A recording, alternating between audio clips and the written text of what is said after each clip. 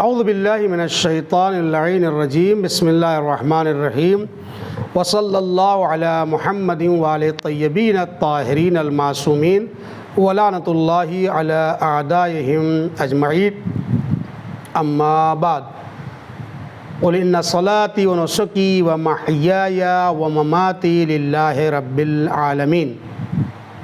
ناظرین کرام، السلام علیکم ورحمۃ اللہ وبرکاتہ۔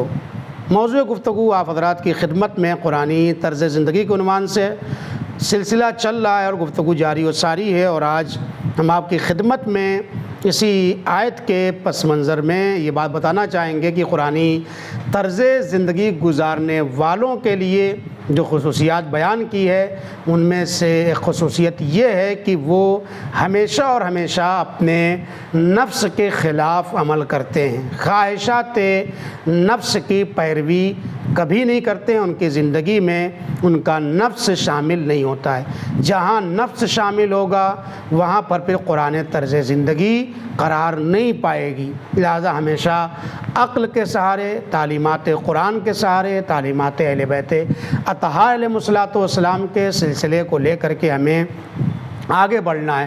لہذا ہمیں چاہیے کہ ہم خود اس کے اوپر کنٹرول کریں۔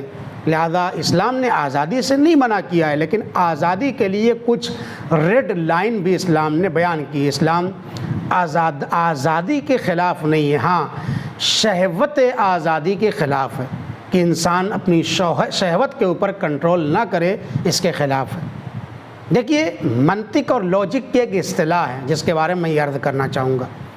اسے کہتے ہیں، یہ لفظ استعمال ہوتا ہے منطق میں اور لاجک کے اندر، دو ورڈ استعمال ہوتی ہے، ایک اشباہ صادق ہے، ایک اشباہ کاذب ہے۔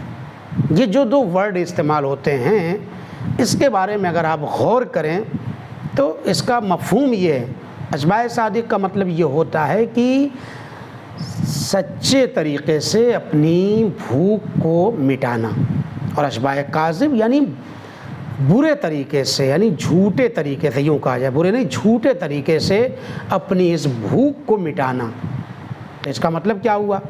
اس کا مطلب یہ ہے کہ اگر ہم جھوٹ کے ذریعے سے اپنی بھوک کو مٹاتے ہیں تو در حقیقت بھوک مٹتی نہیں ہے، احساس ہو جاتا ہے کہ بھوک مٹ گئی ہے بس۔ مثال دے دوں، جو بچے چھوٹے ہوتے ہیں، ماں کی چھاتی سے دودھ پیتے ہیں، اگر ان کو بھوک لگتی ہے، ماں کو پتہ چل جاتا ہے کہ اس کا رونا کون سا رونا ہے، یہ تکلیف کی وجہ سے رو رہا ہے، بیماری کی وجہ سے رو رہا ہے، یا واقعاً اس کو بھوک لگی ہے، بھوک کا رونا ہے یہ۔ جب اسے پتہ چل جاتا ہے، یہ ماں جانتی ہے، ہم لوگ نہیں سمجھ پائیں گے اس باریکیوں کو، جب اسے پتہ چل جاتا ہے تو بچے کو اٹھا کر وہ چھاتی سے لگاتی ہے، دودھ پلاتی ہے۔ جیسے ہی لگاتی ہے فوراً بچہ چپ ہو جاتا ہے، گریہ ختم ہو جاتا ہے۔ یہاں پر جو چھاتی سے لگاتی ہے ماں، اس کی بھوک بھی ختم ہوتی ہے اور اس کو انرجی بھی ملتی ہے، اس کا رشد بھی بڑھتا ہے، اس کا گروتھ بھی بڑھتا ہے، اس کے اندر پروگریس ہوتی ہے بچے کے اندر۔ بہت توجہ چاہتا ہوں۔ اسے کہتے ہیں سچ کے ذریعے بھوک کو مٹانا۔ لیکن کبھی کبھی ایسا نہیں ہوتا ہے، اس کے برعکس ہوتا ہے۔ بچہ رو رہا ہے، ماں کو پتہ ہے کہ بچہ بھوک کی وجہ سے رو رہا ہے، پیاس کی وجہ سے رو رہا ہے، لیکن بجائے یہ کہ وہ اپنی چھاتی سے لگائے، اس کو ایک چسنی پکڑا دیتی ہے۔ تو بچہ جب چسنی پکڑتا ہے تو کچھ دیر کے لیے اس کا رونا تھم جاتا ہے، ٹھہر جاتا ہے، اب روتا نہیں ہے۔ جب حقیقی چھاتی ملی اور اس سے حقیقی دودھ پیا تب بھی رونا اس کا ختم ہو گیا، اور جب آپ نے ڈپلیکیٹ چسنی اس کو پکڑا دی تب بھی اس کا گریہ تھم گیا۔ وہ سمجھ رہا ہے کہ میری بھوک مٹ رہی ہے، لیکن اس کی بھوک اور پیاس نہیں مٹ رہی ہے۔ تھوڑی دیر کے لیے وہ سمجھ رہا ہے کہ مجھے کوئی چیز مل گئی ہے، اور اس کو اگر پیتا رہے گا تو تھوڑی دیر کے لیے تو اس کی یہ بے چینی ختم ہو گئی، یعنی خاص طریقے سے اس کا رونا تو تھم گیا ہے، لیکن اس کے ذریعے نہ تو اس کو ترقی ملے گی، نہ اس کو رشد ملے گا، نہ اس کو کسی اور چیز کی طرف وہ متوجہ ہوگا۔ حقیقت میں یہ کاذب اور جھوٹ کے ذریعے اس کی بھوک کو بظاہر ختم کیا جا رہا ہے۔ لہذا ہمیں سوچنا چاہیے، ہماری خواہشات جب بجھنا چاہتی ہے تو کس کے ذریعے بجھائیں؟ ہم حقیقی جو طریقہ بتایا گیا اس کے ذریعے ہم اپنی اس جنسیات کی پیاس کو بجھائیں، یا مثال کے طور پر ہم جھوٹ کے ذریعے بجھائیں۔ جھوٹ کے ذریعے بجھانے کا مطلب کیا ہے؟ غلط مناظر کو دیکھ لیا، بظاہر اس کی پیاس بجھ گئی، لیکن اس نے صحیح کام نہیں کیا، شرع نے اس کو منع کیا ہے۔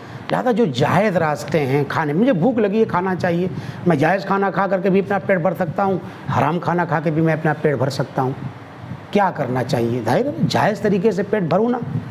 تو لہٰذا خواہشات کو ختم کرنے کی بات اسلام نے نہیں کی ہے، نفسیات کے مارنے کی بات یہاں پر یہ نہیں کہ اپنی خواہشات کو ختم کر دے یا اپنی جنسیات کو ختم کر دے، نہیں، نفس کے خلاف کام کا مطلب یہ ہے کہ جو جائز طریقے سے انسان کی نیڈ پوری کرنے کو کہا گیا ہے وہ کرے اور ناجائز کے راستوں کو چھوڑ دے۔ جب جائز راستے کی طرف جائے گا، جائز طریقے سے اپنی اس بھوک کو ختم کرے گا تو وہی اس کی زندگی حقیقت میں قرآنی زندگی کہلائے گی۔ پھر یہ سب عبادات کے اندر آ جائیں گے۔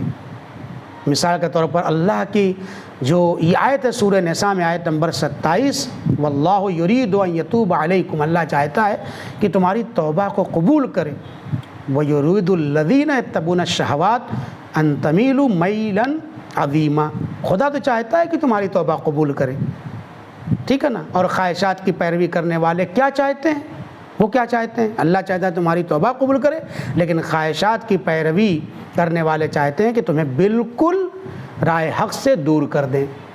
ان کی کوشش یہ ہوتی ہے کہ تم حق سے ہٹ جاؤ، تمہیں اپنا کچھ بھی کرنا ہے نا تو ناجائز راستے کے ذریعے تم اپنی بھوک اور پیاس کو مٹا لو، اپنی جنسی خواہشات کو تم ناجائز طریقے سے بھی مٹا سکتے ہو۔